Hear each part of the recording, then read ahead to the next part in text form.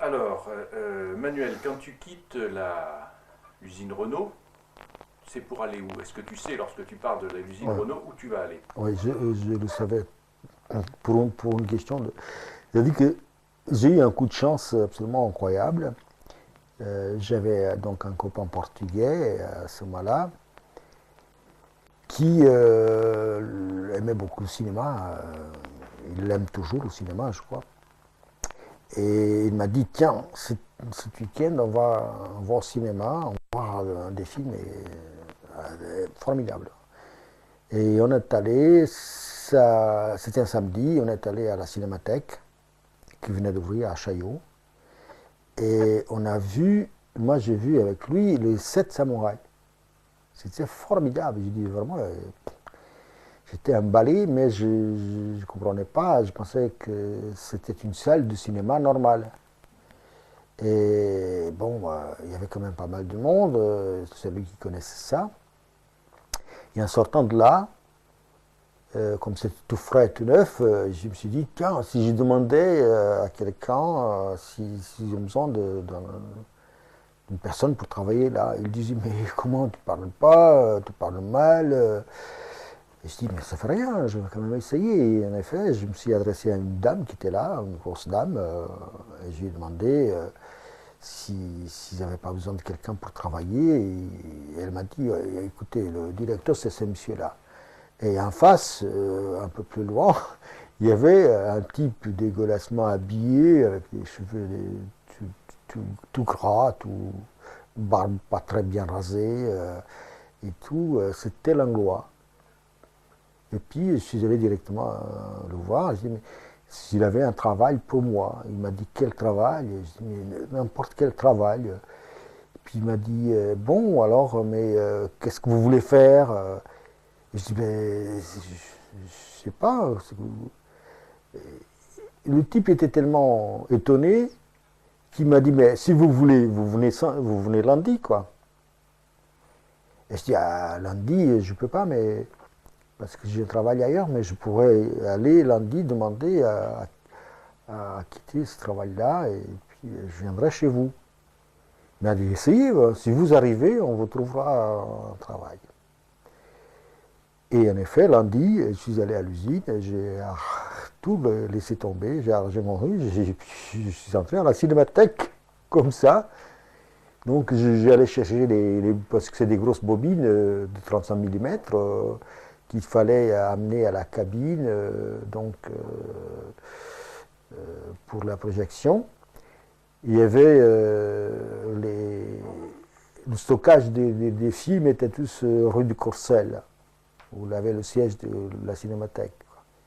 Et les films étaient là un pis les uns sur les autres, des grosses boîtes les unes sur les autres. Ils n'étaient pas arrangés ni rien, hein. C'était comme ça. Il fallait chercher dans le tas le film qui devait passer à Chaillot, rue d'Ulm, quoi. Le prendre, le mettre dans une petite deux cheveux, comment dire, une petite voiture. On mettait les boîtes, quoi. C'était assez lourd, hein, des boîtes 35 comme ça. Et puis on les amenait au Chaillot, soit à Rudum, soit au Chaillot, pour la projection, ce qui faisait qu'il y avait toujours des grosses bagarres à Chaillot aussi bien qu'à Rudum, parce que souvent, comme moi je ne comprenais pas tellement, je me trompais le film qui était destiné à Chaillot, je l'amenais à Rudum, et ce qui était à rue d'Ulm, était à Chaillot, et puis souvent ce n'était pas non plus le film qui était annoncé, et c'était des bagarres incroyables, Alors, quoi. s'il y en a qui ont à se plaindre des changements de programme, ils savent maintenant à qui Qui est ils le doivent. responsable, voilà. Ça, c'était non seulement moi, mais le type qui conduisait la voiture, et que lui, il s'en foutait largement de tout ça, il s'en foutait, donc il conduisait, c'était tout, et puis on ramassait les boîtes et tout ça, bon, voilà. Et comme ça, je suis rentré à la cinémathèque. Donc, tu n'as pas eu de jour de chômage. Tu sortais de chez Non, Renault direct à la directement à la cinémathèque. cinémathèque. Et ce qui est extraordinaire, c'est que l'Anglois n'a jamais su d'où je venais. Il ne savait pas que je venais directement de l'usine Renault et que j'atterrissais chez lui comme ça. Il s'en foutait, je crois. De toute façon, il ne posait pas les questions. toute façon, j'étais par là, il y en avait un de plus, puis c'était tout. Il y en avait 3 ou 4 comme ça qui s'emballaient là-dedans pour faire des choses les plus diverses, quoi. Mais ce qui m'a étonné, c'est un peu plus tard, comment l'affaire ça a été traité, tu vois. C'est ça qui est incroyable. J'arrive, le type, j'ai dit, voilà, je voulais un travail. Il dit, mais pourquoi vous voulez travailler ici? Ben, je dis, j'aime bien, et puis j'aimerais bien voir des films, quoi. Puis il me dit, ben, venez lundi, quoi. Et puis voilà, c'est démarré comme ça. Je suis resté après jusqu'à plusieurs fois. Je suis resté quelques années. Après, j'ai essayé de me tirer en Angleterre pour faire une école de cinéma, mais bon, ça a complètement foiré. Alors, tu es resté combien d'années à la Cinémathèque? En tout et pour tout, j'ai dû faire environ 6 ans à la Cinémathèque. 6 années. Parce qu'après, j'étais parti en Angleterre essayant de trouver là les moyens pour faire une école de cinéma. C'était dans ma tête de faire une école de cinéma. Donc j'ai commencé à travailler malheureusement dans une cantine d'une banque. Et évidemment, les types, pour me tenir là, ne me donnaient pas le permis de travail, quoi. Ils disaient toujours oui, mais on l'a envoyé, il faut attendre et tout ça. Il s'est passé des mois et des mois et ils me payaient rien du tout, hein.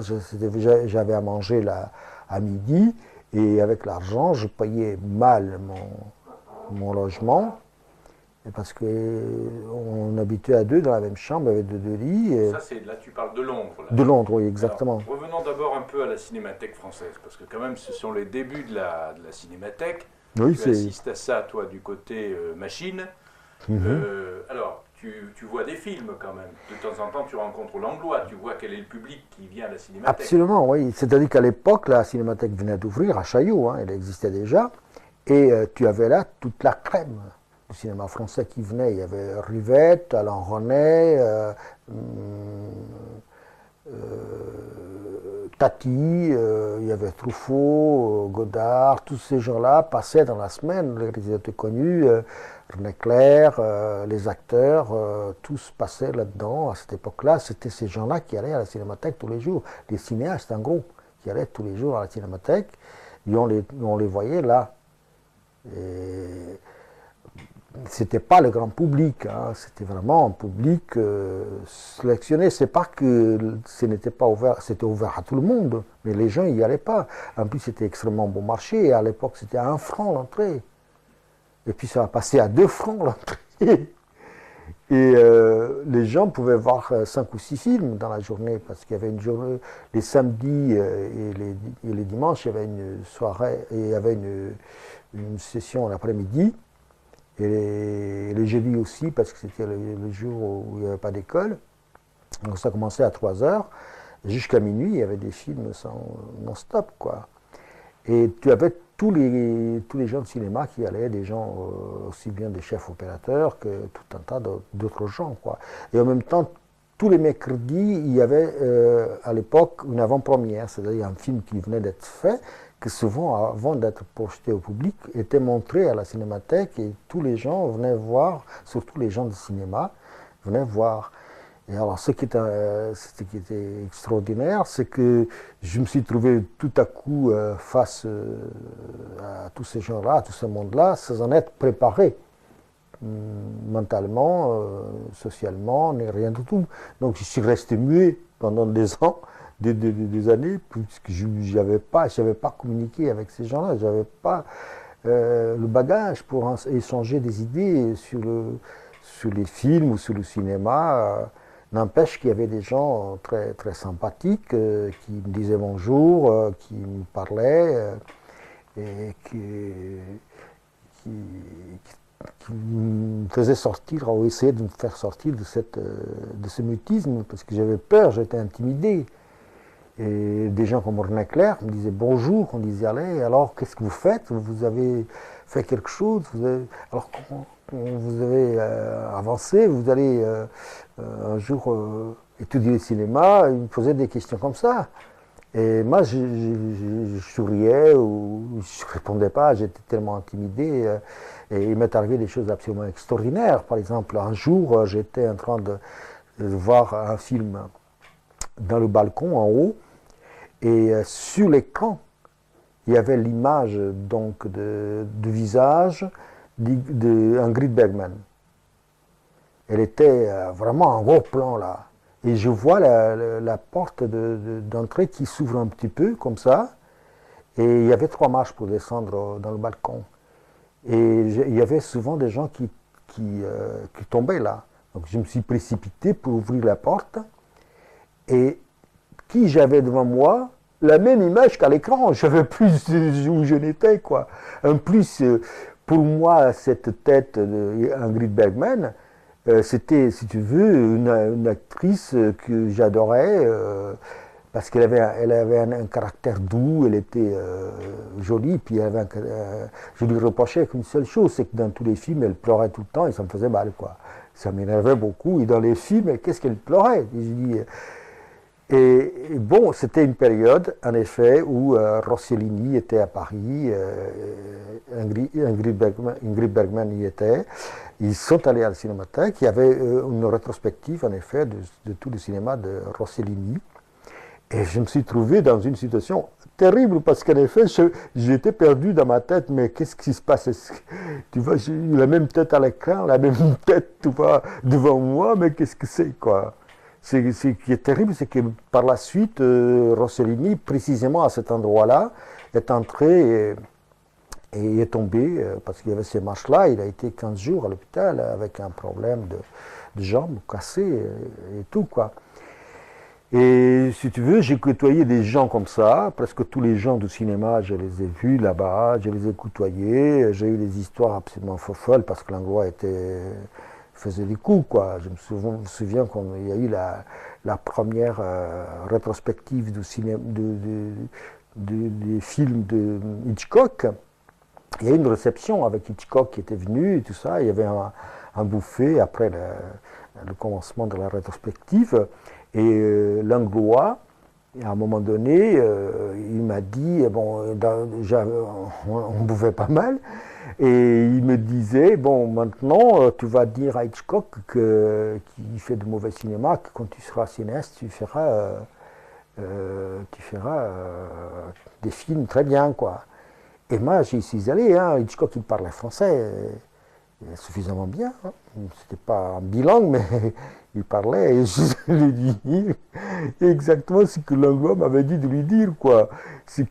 À quoi il a répondu une chose assez, je me souviens plus, mais c'était un type qui avait beaucoup d'humour, il avait toujours la répartie, quoi. Donc il m'a dit un truc quelconque, un peu comme une fois j'ai vu quand on lui a fait l'hommage aux États-Unis.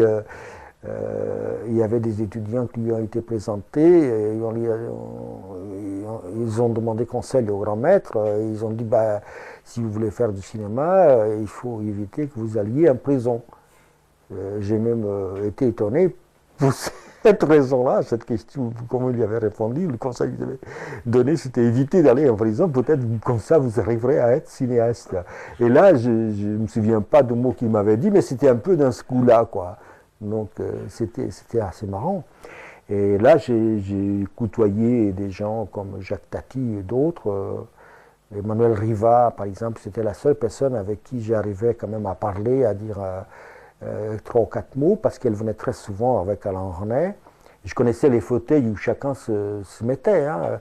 Sadoul, par exemple, se mettait dans la rangée de milieu, et normalement, il dormait pas mal devant l'écran, quoi. Ce qui faisait que quand je lisais après ses comptes rendus sur les films, j'ai trouvé, mais il n'a pas vu le film.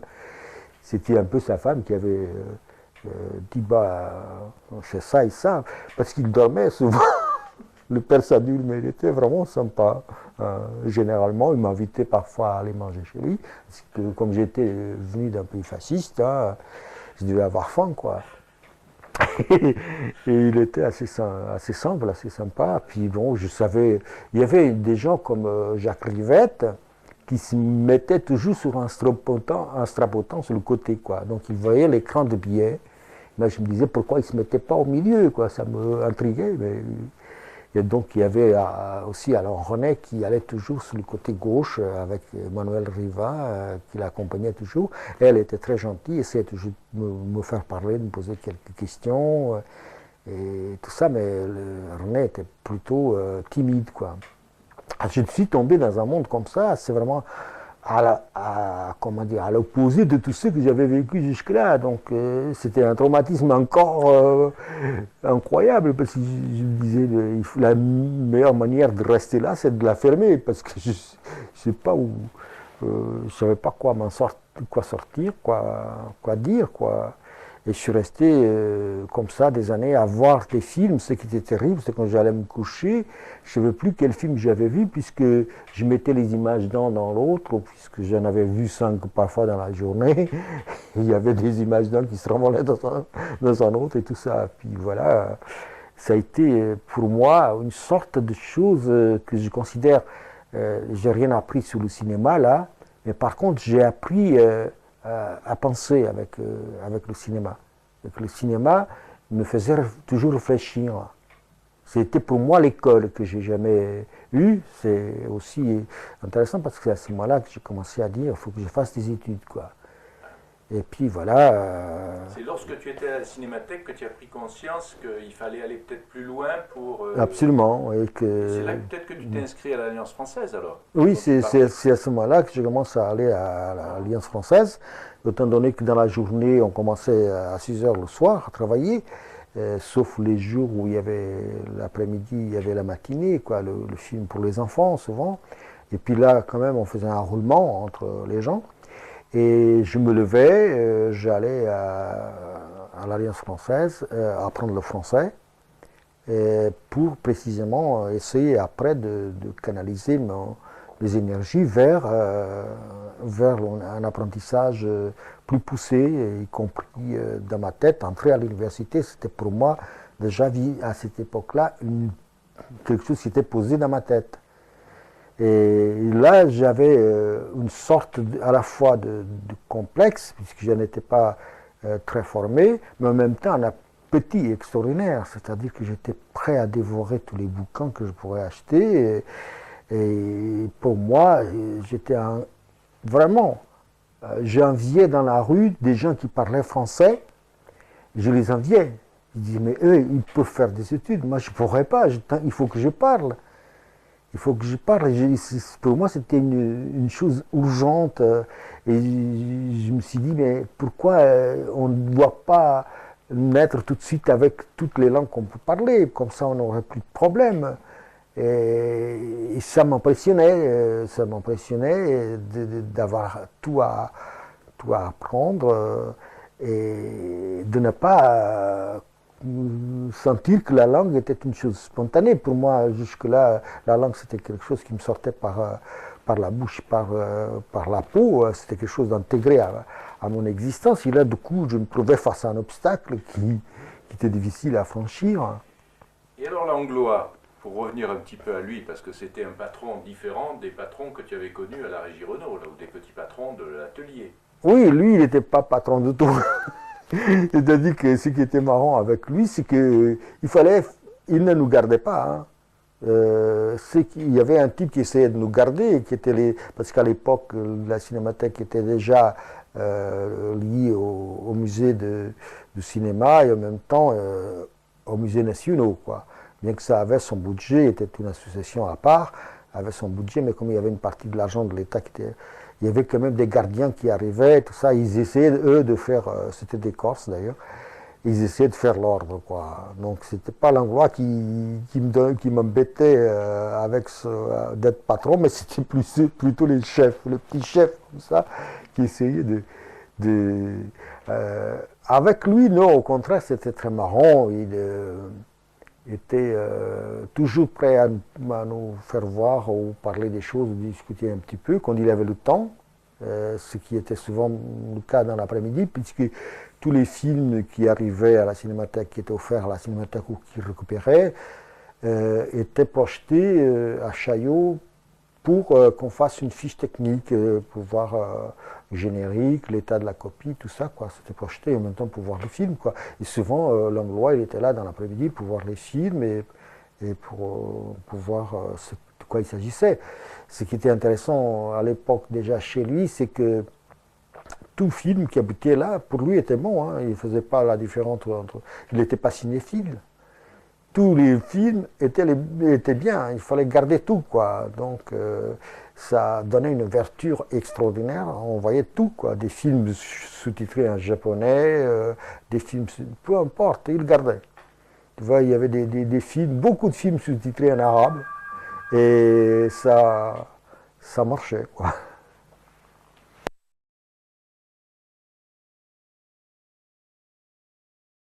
Alors, bon, alors on a parlé, je crois, de la cinémathèque manuelle. Il faudrait peut-être que tu te redresses. Voilà, Voilà. je me redresse, Attends. Voilà, comme ça. je me recadre un peu. Voilà, je recadre un peu, là. Voilà, impeccable.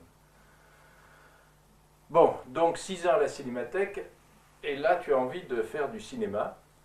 Voilà, c'est un peu, si tu veux, la situation qui a de plus en plus commencé à jouer sur moi, bien que j'avais des opportunités là qui étaient très intéressantes. J'aurais pu demander à René Clair ou à d'autres comme ça, mais j'étais incapable de m'adresser à eux.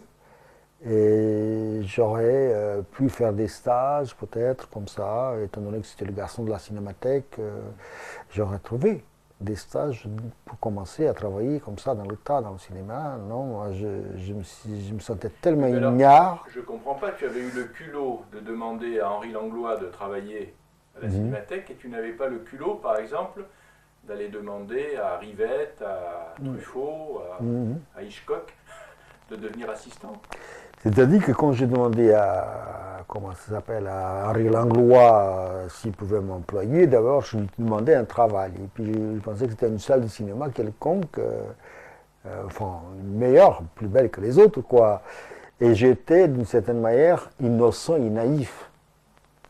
Et une fois que je suis entré là-dedans, je me suis dit, voilà, où tu as mis les pieds. J'ai découvert que j'étais dans un milieu de gens de savoir, de tout un tas d'autres choses, que ce n'était pas du tout la salle de cinéma telle que je l'avais imaginée, mais bel et bien le cœur des métiers de cinéma qui convergeaient là, quoi, les réalisateurs les plus célèbres et tout ça.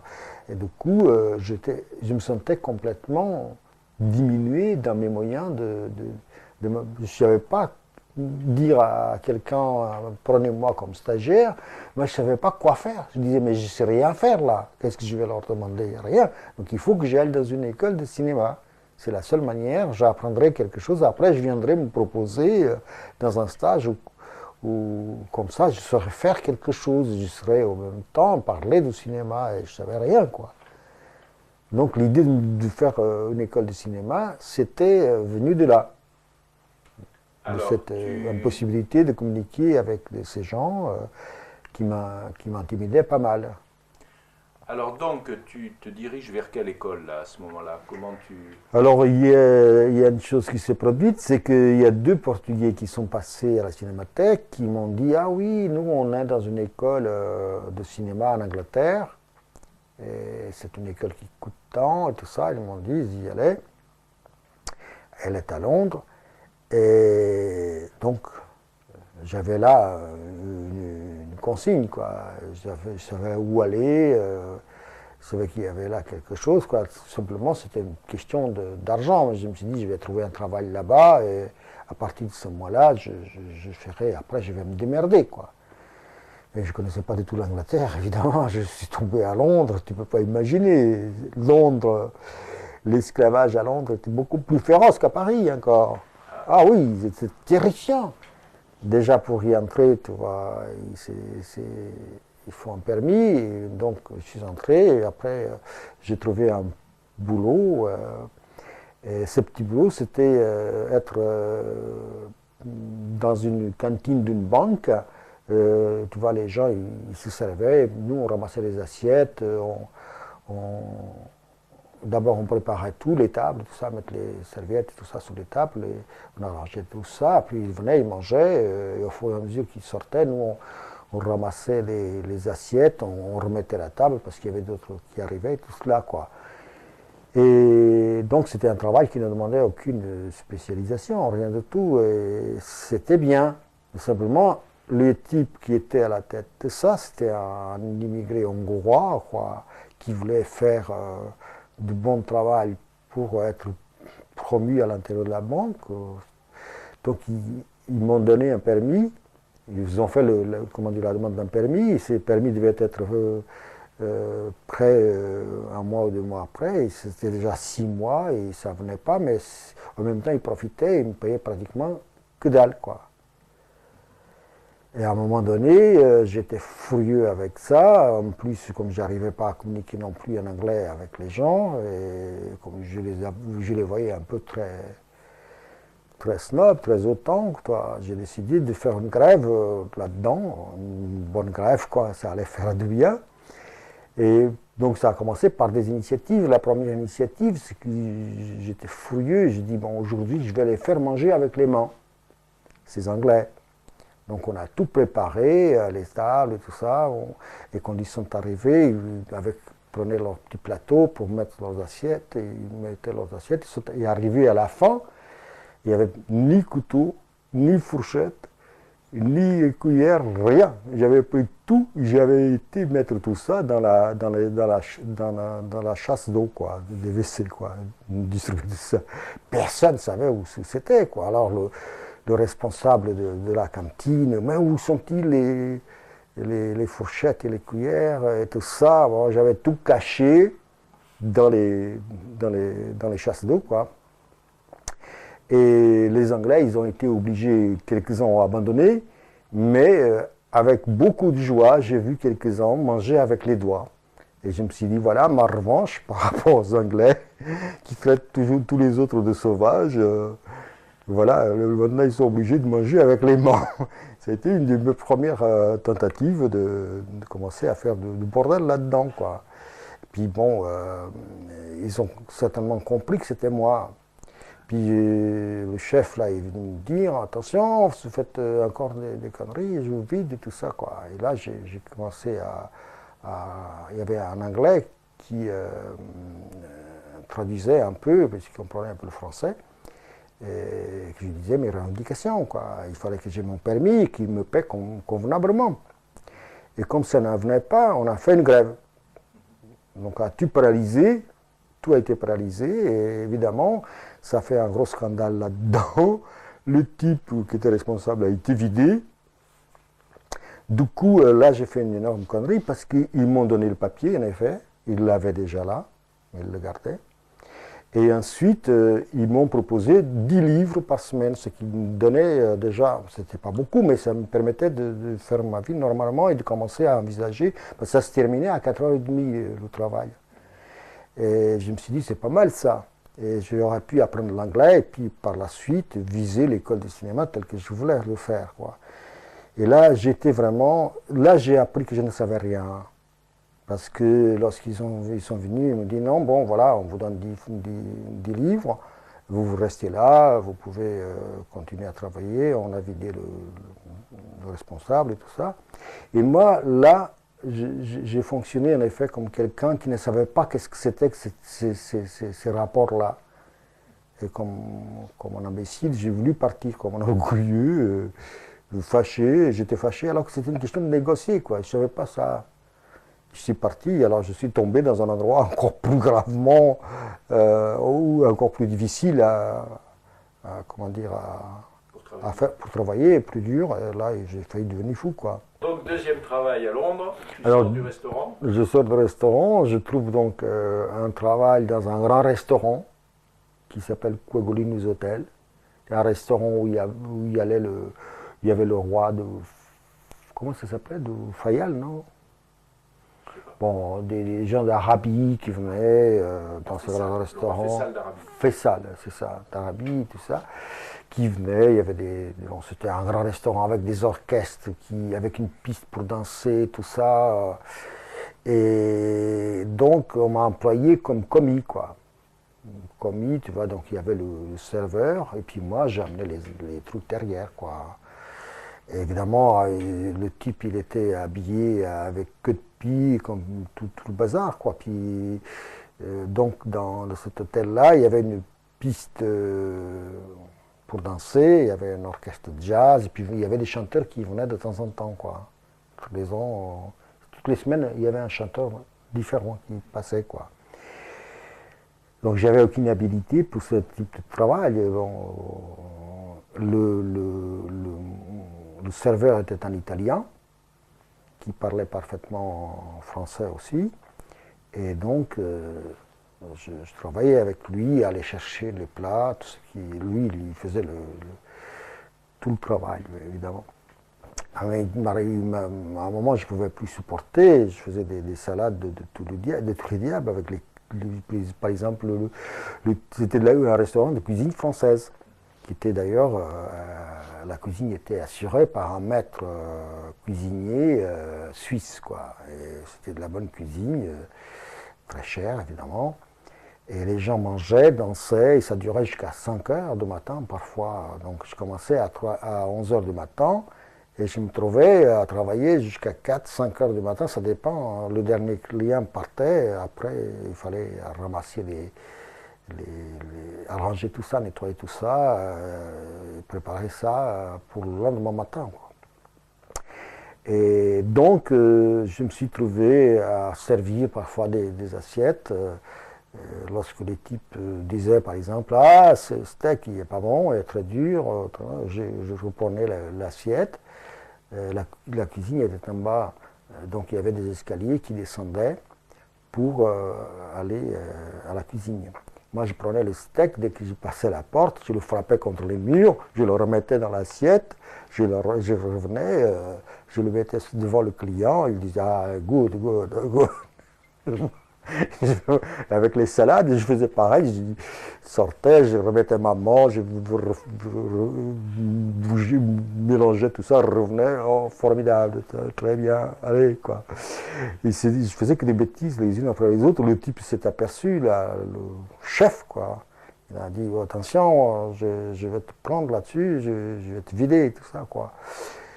Et il a vu que moi, je n'étais pas fait pour ça. Il y avait des conflits toujours avec moi. Et ce qui est intéressant, tu vois, c'est qu'il y avait la salle à manger, où il y avait la piste, et on dansait. Et puis il y avait des portes qui étaient des portes battantes comme ça, quand on rentre, quoi. Et on descendait pour aller à la cuisine. Un jour, je venais avec mon plateau et avec une coupe dans laquelle il y avait de la glace, il y avait une crème, il y avait des crevettes aussi, quoi. Et entre-temps, on avait changé le chanteur. Et j'ouvre les portes, tu vois, avec ça. Qu'est-ce que je vois en face? Une superbe femme qui chantait, tu vois. Je suis resté comme ça, tu vois, la porte est venue, elle m'a frappé sur le dos. Il y a la petite coupe avec la crème et les glaces et les crevettes qui sont allées s'installer sur la piste, tu vois. Je me suis précipité pour ramasser tout ça, quoi. Alors là, ils ont voulu me vider. Je disais, si vous me videz, je vous casse la tête. J'ai pris une bouteille, je l'ai cassée, je leur dis, allez, videz-moi. Les mecs, ils ont pris une de ces paniques. Après, je faisais pour rien là-dedans. Et ils ne me vidaient pas, quoi. Ils me prenaient pour un fou, quoi. Mais en effet, j'étais en train de perdre mon pied parce que je travaillais jusqu'à 4 heures du matin. Après, il n'y avait plus de transport en commun. Et je rentrais à pied. Je traversais, tu vois, les rues assez loin. Je rentrais. Alors, à la fin de la nuit, je ramassais les petits gâteaux. Tu vois, il y avait des petits gâteaux qui étaient servis et je remplissais les poches avec ça. Et quand je voyais des polices s'approcher, je disais, allez monsieur, mangez des... Je ne parlais pas un mot d'anglais, mangez des petits gâteaux. Les mecs, ils étaient tellement étonnés là. Avec ça, et tu vois, j'ai essayé de les faire. Ou alors je trouvais quelqu'un dans la rue, allez monsieur, des petits gâteaux comme ça. J'étais vraiment en train de glisser un peu vers la folie. Et puis mon école de cinéma, je suis quand même allé voir comment c'était. Et c'était formidable, donc c'était une école qui venait de se monter. Et j'ai vu, il y avait un groupe de personnes comme ça, rangées dans une sorte de. En rang comme ça, en rond. Et au milieu, il y avait un bonhomme avec une caméra qui devait dater des années 30 par là, en train d'expliquer comment le film passait dans la caméra et tout ça. Et tout autour, il y avait les étudiants qui regardaient la caméra un peu épatés devant une caméra. C'était des grandes caméras des années 30, de celles qu'il fallait blimber. Avec des caissons, pour isoler tout ça, quoi. Ils étaient en train de voir un peu cet objet-là, un peu comme quelque chose de magique, quoi. J'ai tout de suite compris que j'y apprendrais rien là-dedans. De toute façon, j'en avais ras-le-bol des Anglais et il fallait que je me tire. Et je suis retourné en France, quoi. Et ce qui est marrant, c'est que je suis retourné en France et le lendemain, je me suis pointé à la cinémathèque comme si rien n'était, comme si je n'étais pas parti. D'ailleurs, j'étais parti sans rien dire. 9 mois avant, j'étais parti sans rien dire, ni prendre mon salaire, rien. J'étais parti. Je suis arrivé, et le lendemain, je suis pointé, je suis allé travailler. Et quand l'Anglois est arrivé, il m'a regardé, il m'a dit mais qu'est-ce que tu fais là? Je dis mais je travaille. Il a été tellement désamorcé par ça, il a rigolé.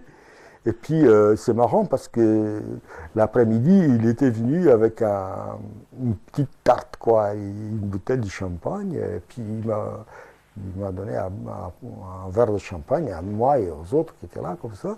Vraiment très, très inattendu de la part de ce type-là, quoi, qui était quand même assez ouvert pour ce genre de choses, quoi, pour encaisser ce genre d'attitude, quoi, que moi-même, tu vois, j'avais eu le courage de faire, peut-être précisément parce que je savais qu'avec ces gens-là, il n'y avait rien à craindre, qu'on pouvait vraiment être accepté facilement, quoi. Et c'est un peu comme ça que, peu à peu, tu vois, j'ai commencé à me faire remarquer par lui, quoi. Et après, il me demandait des choses. Il m'a demandé de commencer à préparer donc une rétrospective du cinéma portugais, à voir quels étaient les films dès le commencement, et puis il voulait que je fasse un petit bouquin d'initiation à tout ça. On a fait en effet la rétrospective en 1965, la première rétrospective du cinéma portugais qui était faite là à la Cinémathèque. Mais moi, le livre, je n'ai pas été capable de le faire parce que ça m'intimidait toujours encore. J'avais les idées, mais j'avais le poids de complexe. Donc il fallait que je commence à étudier et puis j'ai commencé à nouveau à me pencher sur la possibilité de faire un bac, d'entrer à l'université, tout ça. Et puis je me suis préparé en effet.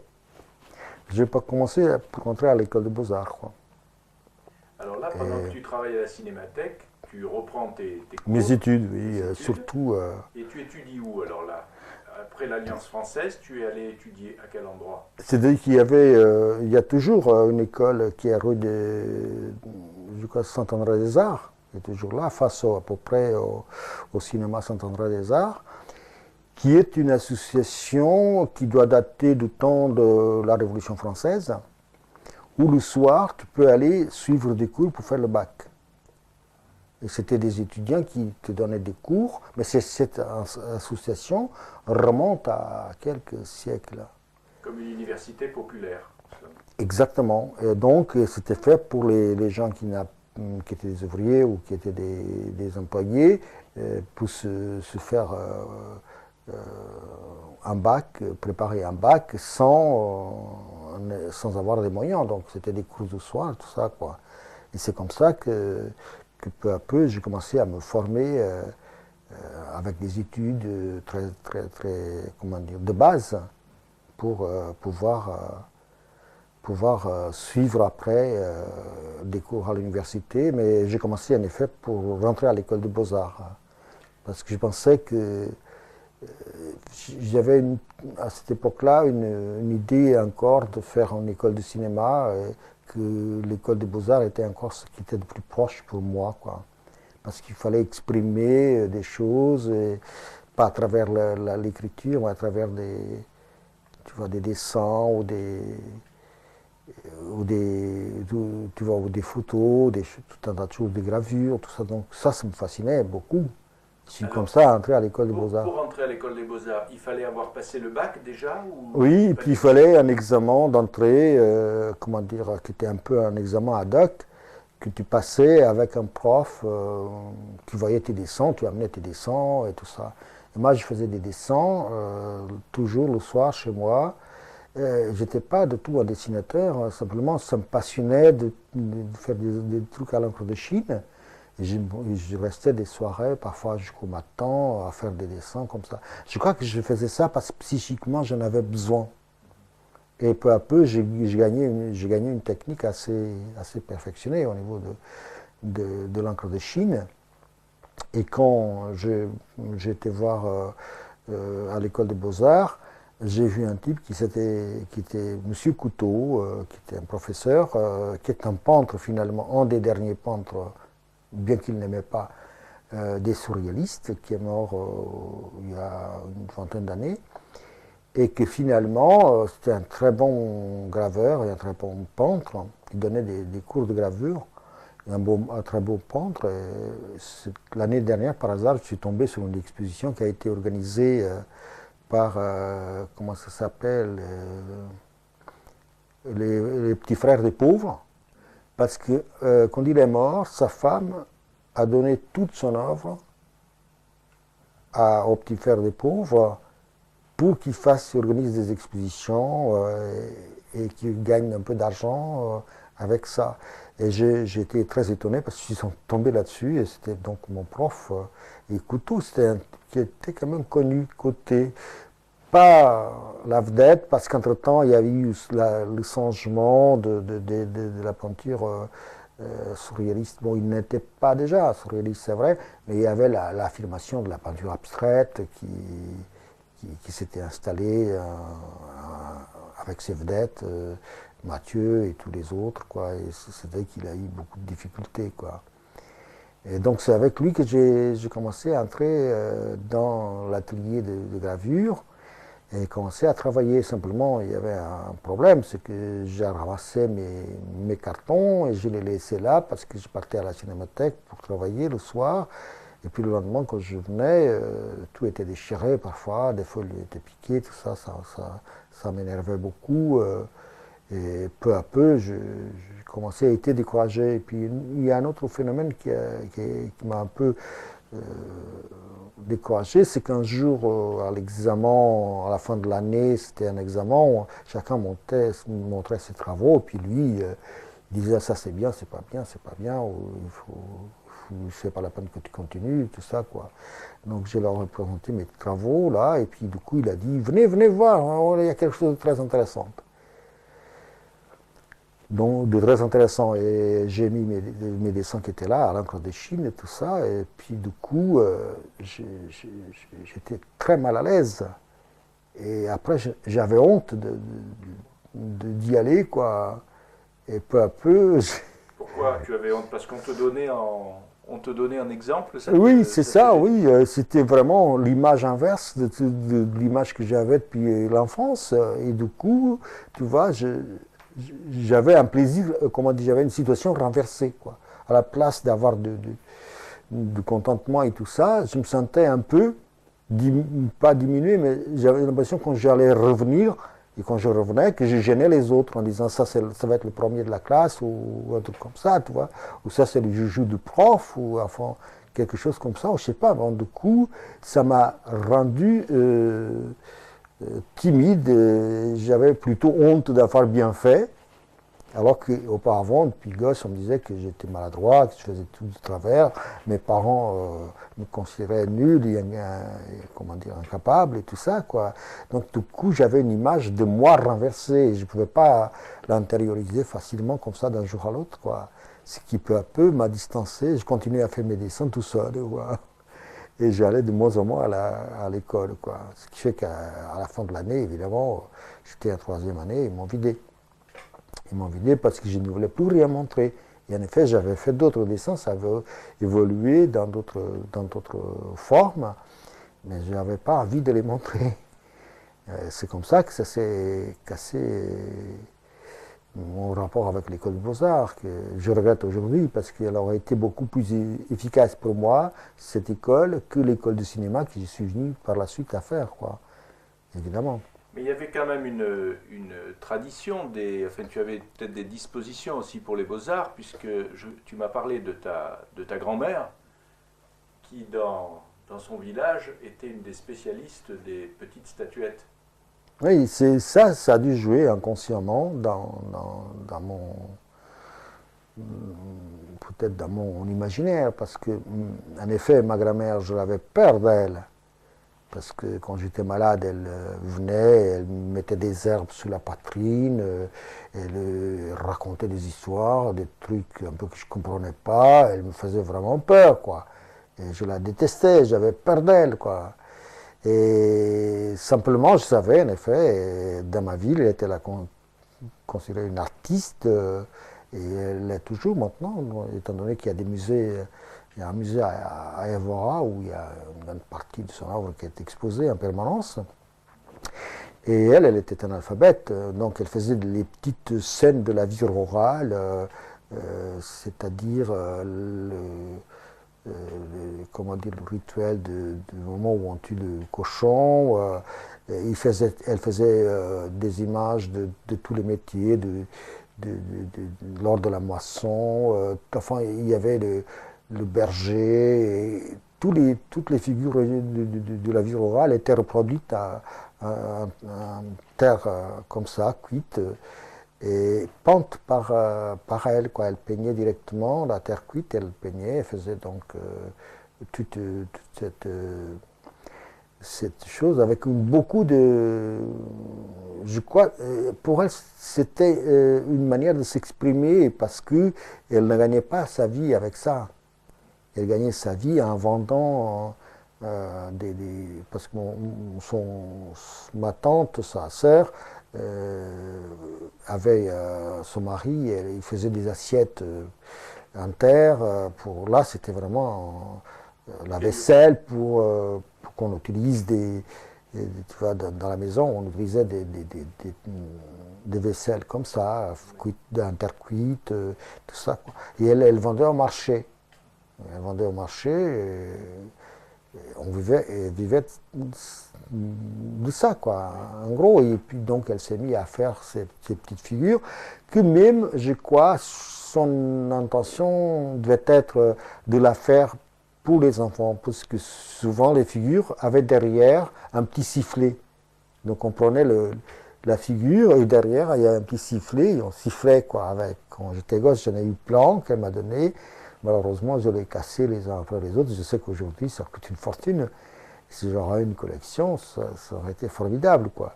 Alors, ce qui est intéressant, c'est bon, elle est dans ma ville estimée. Elle est morte, j'avais 12 ans quand elle est morte. Et ce que je sais, c'est qu'elle était devenue, il y avait une école dite industrielle dans ma ville, elle était devenue prof de travaux manuels, alors qu'elle ne savait pas lire ni écrire. Et c'est-à-dire qu'en gros, il y a là il y avait une veine artistique qui était là toute proche de chez moi, de moi, quoi, puisque ma mère aussi collaborait avec elle dans la peinture des petites figures. Elles faisaient ça ensemble. Donc j'ai vu ça depuis petit se faire. Et certainement, ça n'a pas été certainement étranger à mon attitude après, par la suite. Alors, après l'école des beaux-arts, puisque tu refuses de montrer tes travaux, tu les as gardés, ces travaux? Quelques-uns, oui. D'autres, je les ai donnés, et ça, je regrette beaucoup. Bon, quand je suis parti en Pologne, j'en ai donné à des profs là-bas. Et ça, je regrette beaucoup, parce que je pense que ces gens-là, comme je n'avais pas un nom connu, donc tu leur donnes un dessin, pour eux, c'est rien. Si tu as une image de marque, évidemment, c'est très important. Et je me suis défait de choses qui étaient trop intéressantes pour moi, parce que c'était une image qu'elle me renvoyait valorisante de moi-même et qui peu à peu me réconciliait.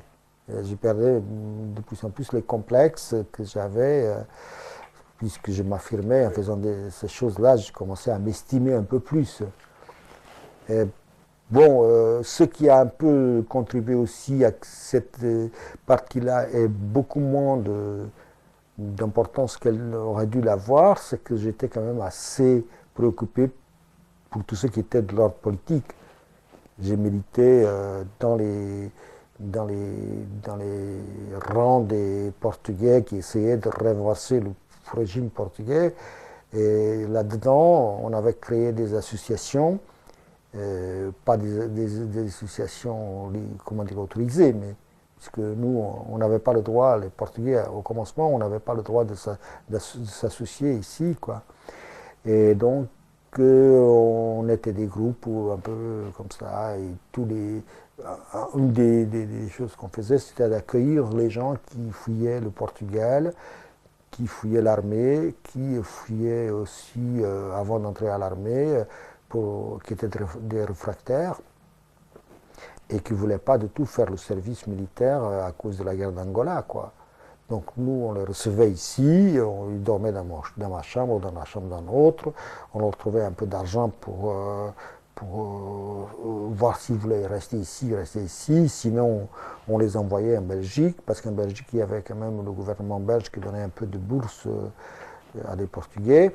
Il y avait les Suédois qui donnaient asile politique, c'était le seul pays d'Europe à donner asile politique aux jeunes Portugais qui fuyaient la guerre, mais comme ils n'étaient pas souvent un corps militaire, donc ils n'étaient pas considérés comme déserteurs, ils n'avaient pas, en France, on ne donnait rien, quoi. Mais les Suédois, ils reconnaissaient les gens qui partaient avant d'aller au service militaire et ils leur donnaient des bourses. Et donc, nous, on les recevait et on essayait de résoudre tout ce genre de choses, quoi. Et puis, en même temps, on avait l'idée de faire un mouvement révolutionnaire avec des armes pour aller renverser le régime au Portugal et tout ça, quoi.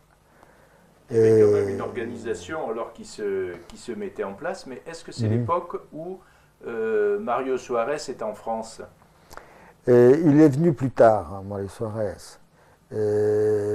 Quand il est venu, évidemment, je ne suis pas certain, mais je crois que lui est le seul à avoir eu un asile politique.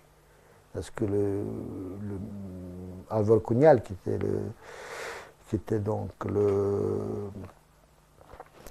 le secrétaire général du Parti communiste portugais, ne venait en France que clandestinement, parce qu'il vivait en Tchécoslovaquie après son invasion de prison. Il avait fait à peu près 30 ans de prison quand même. Et il n'avait pas du tout l'autorisation de vivre en France. Et Mario Soares est venu dans les années 65, 66, 67, par là. Et lui, je crois qu'il avait en effet un asile politique, bien que je ne sois pas tout à fait sûr. En tout cas, c'était le seul homme politique reconnu à Paris en général par les partis, par les forces politiques et en même temps par le gouvernement. Tandis que ceux que tu aidais étaient des gens anonymes qui fuyaient. Voilà. Et est-ce que pour les faire reconnaître que c'était des gens qui voulaient échapper au service militaire, vous avez pu avoir des contacts avec des associations en France, par exemple, qui défendaient des objecteurs, qui étaient des associations pacifistes? Est-ce que vous avez cherché à les contacter? À ce moment-là, il n'existait pas tellement. Des objecteurs, je dis. Les autres, les pacifistes, existaient déjà. Nous, on a cherché dans certaines directions, par exemple, il y avait une organisation qui existe toujours, dont maintenant je ne me souviens pas le nom, qui est une organisation très connue, religieuse, je crois qu'elle regroupe des gens, des catholiques, des protestants, de gauche. La CIMAD, peut-être. La CIMAD, exactement. Qui est protestante.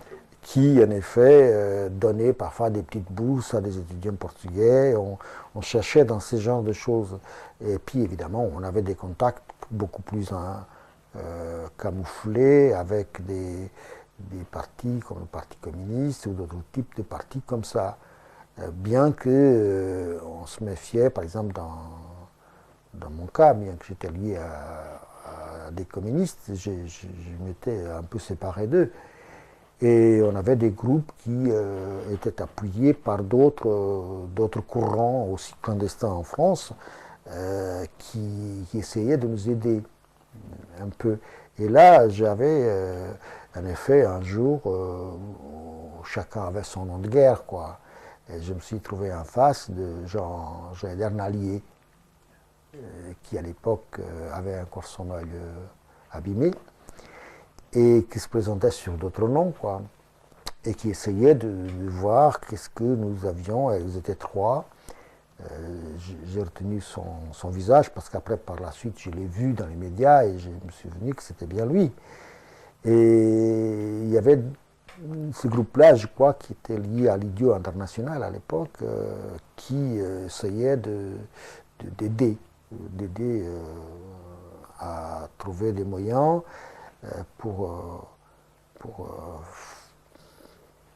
nous former un peu, y compris pour nous, ils ne voulaient rien savoir, mais sinon on avait de l'argent, on allait acheter des armes ou autre chose, ça ne les concernait pas, quoi. Il y avait quand même des gens en France intéressés à nous aider sur ce plan-là. Alors, vous avez une idée révolutionnaire d'essayer peut-être de soulever le peuple au Portugal. Et alors là, comment vous vous organisez? Alors, bon, il y a eu plusieurs groupes, dont un, alors, qui a fait quand même certaines actions au Portugal, qui s'appelait la Loire, et qui a fait des coups armés, des coups contre des banques pour récupérer de l'argent, et d'autres types de coups comme ça, quoi. Et qui, après les événements du 25 avril, il a existé encore, quoi. Et là, il y a eu un des dirigeants qui s'appelait Palma, qui a d'ailleurs été arrêté à Paris. Et là, il y a eu une attitude qui était intéressante parce que ce groupe-là avait réussi à détourner un avion, c'était peut-être un des premiers détournements d'avion, et survoler Lisbonne et lancer sur Lisbonne un grand nombre de tracts. Ça a été un des premiers pirates de l'air et un des premiers détournements d'avion comme ça. Et ça a fait un petit coup, quoi. Mais ça n'a pas été énorme. Finalement, le gros coup a été fait par Galvan, qui est le détournement d'un bateau qui s'appelait Santa Maria, dans la mer, qui a été vite encerclé par les troupes américaines pour l'immobiliser, quoi. Parce qu'au fond, Salazar avait implicitement l'appui de toutes les forces internationales, hein. Même si ça avait l'air d'être isolé, en réalité, c'était pas. Il a commencé à être isolé lorsque, en effet, les puissances internationales, ils ont compris que probablement, en appuyant les mouvements de libération en Afrique, Angola et Mozambique et tout cela, ils allaient dévancer les Russes, et en même temps, ils auraient là des pays où, économiquement, ils pourraient s'installer et développer d'autres démocraties du type qu'ils ont fait, comme on connaît en Afrique. Il y en a beaucoup, celles faites par les anglo-saxons et celles faites par la France, quoi. Et là-dessus, ils ont changé leur attitude par rapport au fascisme, mais ils n'ont jamais donné un coup de pouce à des mouvements subversifs pour faire tomber le gouvernement fasciste.